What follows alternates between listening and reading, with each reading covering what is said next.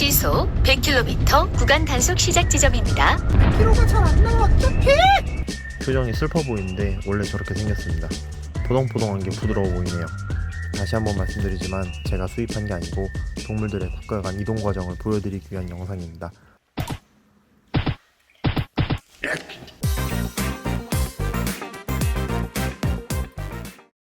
반갑습니다. 다정한 레이입니다. 오늘은 한국에 물범 친구들이 도착을 했다 해서 촬영차 떠나기로 했습니다. 제가 이 친구들을 데려온 건 아니고 포유류의 국가 간 이동 과정을 한번 소개하고 싶어서 촬영해봤습니다. 종류는 잔점박이 물범인데 독일에서 태어나 사람 손에서 자란 아이들로 한국에 이번에 도착을 했습니다. 외국 갈 때는 자주 왔는데 그래서 그런가 올 때마다 설레이는 구간입니다.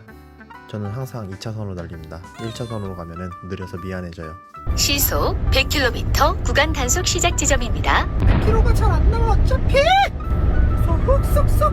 방울 빙글빙글. 잠시 후 구간 단속 시작 지점입니다. 진입 속도 단속에도 주의하세요. 쏙쏙쏙. 전방에 급커버 주의. 요즘 동요를 계속 듣다 보니까 생각납니다. 좋은 아빠가 되려나봐요. 하루 종일 이동합니다. 인천공항 물류창고에 도착을 했습니다.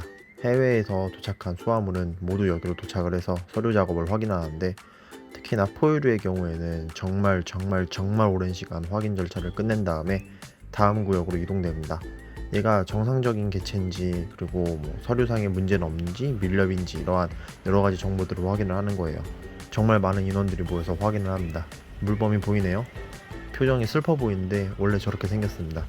생물의 종류에 따라 다르지만 물범의 경우엔 친화력이 높고 사람과 자라온 이 아이들이다 보니까 어느 정도 시야를 확보시켜주기 위해 저런 케이스에서 수입이 들어오고 예민한 파충류나 다른 포유류의 경우에는 이동 케이지의 모든 면을 가리는 게 이제 애들의 습성에 맞게끔 선택한 그런 사항이에요. 물범도 야생에서 왔을 경우에는 시야가 막혀 있어야 합니다. 포동포동한 게 부드러워 보이네요. 이제 한국에 온 물범들은 계류장이라는 곳으로 이동을 해요. 서류상의 절차가 끝났으면은 그 외에 검사가 필요한데 계류장은 한국 땅을 밟은 모든 포유류들이 그곳에서 약 1주간 머물면서 검사를 받습니다. 질병이라던가 여러가지 정보들을 확인을 하는 거죠. 계류장 방문 시에는 몇 번의 전신소독과 요정옷 같은 걸 입고 들어와야 합니다. 여기 들어오는 것도 그렇게 쉬운 작업은 아니에요. 신분증 확인까지 끝낸 다음 물범이 도착한 계류장 안으로 들어가 봅니다. 얘네 얼굴에 울고 있었던 자국은 수분 때문이고요. 그것 때문에 항상 억울해 보여요. 태어난 지 몇 개월 안 된 애들인데도 크기가 상당합니다. 하루에 한 1kg 정도의 먹이를 먹는다네요. 이 동물들의 인라인 브리딩이라 해서 유전적으로 가까운 개체들끼리의 이런 교배를 막기 위해서 국가 간 동물들의 교류를 통해 근친 교배를 막는다고 해요. 가장 안 좋은 인라인 브리딩의 사례가 백호겠죠. 서로 이제 가까운 개체끼리 교배가 이루어질 경우에는 예를 들면은 사산이 된다거나 아니면 기형이 나온다거나 이런 식의 문제가 있거든요. 아이들의 정보도 함께 보내줬습니다. 아, 얘가 암컷이구나. 둘 다 암컷이에요? 입구를 열어주자마자 바로 튀어나옵니다. 무서워할까 걱정했는데 아주 조금 사람을 신경 쓸 뿐이지 그다지 경계는 하지 않네요. 이 살이 너무 쪄서 배로 뛰어다닙니다.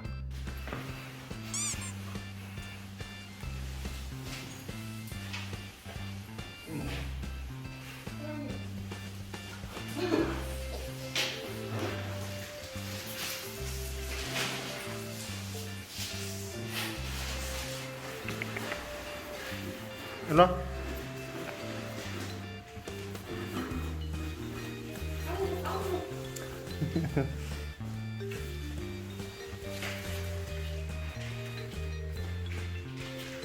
먹이는 입으로 받는데 먹지는 않아요. 알고 보니까 생먹이를 먹던 상태여서 먹이가 움직이지 않으니까 잘 몰라서 못 먹은 거였다네요.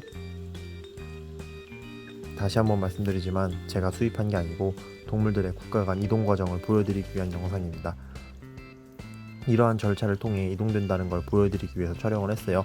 사실 포유류 수입이라고 하면은 사람들이 그냥 비행기에 적당히 넣어서 대충 갖고 와서 바로 분양인 가고 이렇게 생각을 하다 보니까 어떠한 과정을 통해서 들어오는지에 대해 정보를 공유하고자 촬영을 한 거예요.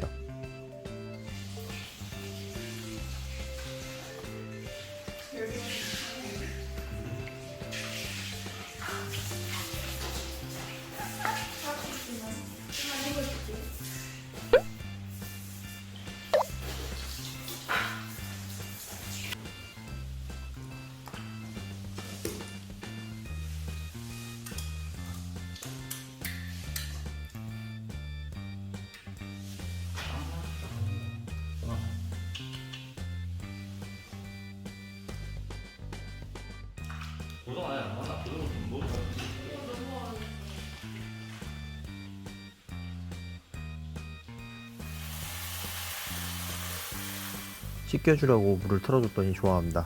둘이 그렇게 친해 보여지진 않는데 저 좁은 공간에 물이 좀 고여있다고 서로 붙어있네요. 씻겨줘야 되는데 고생 좀 했습니다.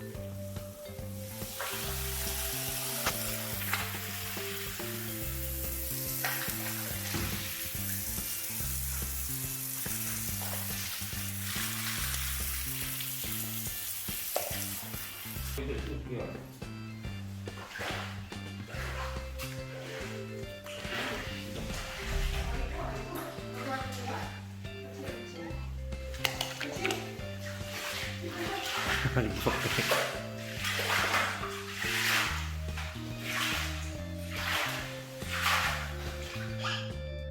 아, 근데 귀엽긴 진짜 귀여워요. 털이 정말 말도 안 되게 부드러워요. 정말 털 많고 거대한 굼벵이 같아요. 모든 행동이 하찮게 귀여워요. 너무 이뻐요.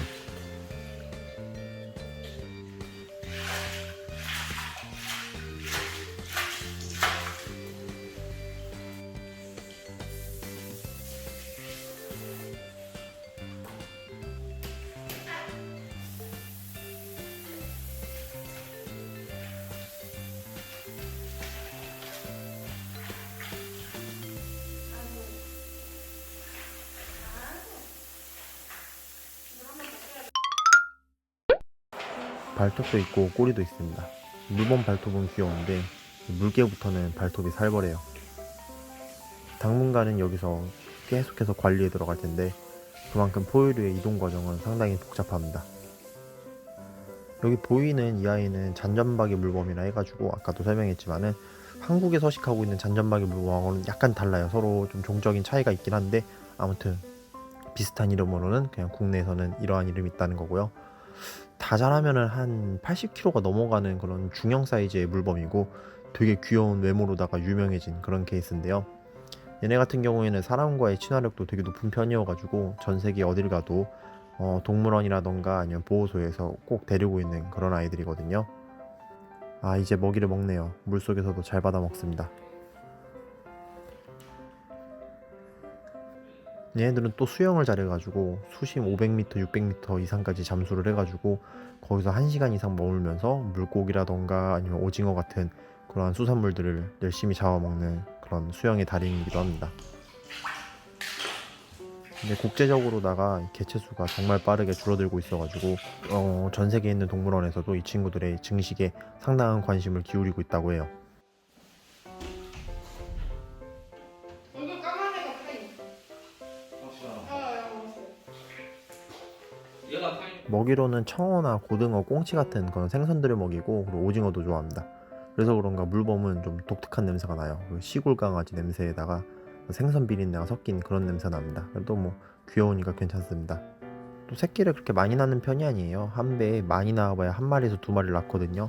사실 물범은 새끼를 낳으면은 새끼를 관리하는데 필요한 열량이라던가 그 시간, 노력이 너무나도 크다 보니까 한 배에 많이 낳지를 못하는 그런 종들이에요. 어느 정도 훈련은 진행된 상태였나봐요. 포유류의 경우에는 훈련을 시키는 게 개체 상태 체크와 관리를 위해서 필요한 통제의 한 부분에도 포함된다고 합니다. 아무튼 이번 영상은 아까도 설명했듯이 한국에 동물들이 어떤 식으로 도착하는지 알려드리기 위해서 시작한 영상이고요. 여기 있는 물범들이 이 한국에서 잘 적응을 해서 다른 친구들과 짝을 맺고 잘 살아갔으면 좋겠어요. 물범은 세계적으로다가 상당히 귀한 보호를 받고 있는 동물인데 이러한 과정을 통해서 개체수가 충분히 보존이 됐으면 좋겠네요. 이러한 교류가 없으면은 같은 유전자 풀 내에서 계속해서 번식이 되면은 개체들의 기형이라던가 문제가 계속 발생을 하거든요. 이번에 도착한 물범들이 한국에서도 좋은 소식을 가져다 줬으면 좋겠습니다. 아무튼 이번 영상은 마무리할게요. 감사합니다. 상박. 아, 이거 쉽지 않네. 아까 스틸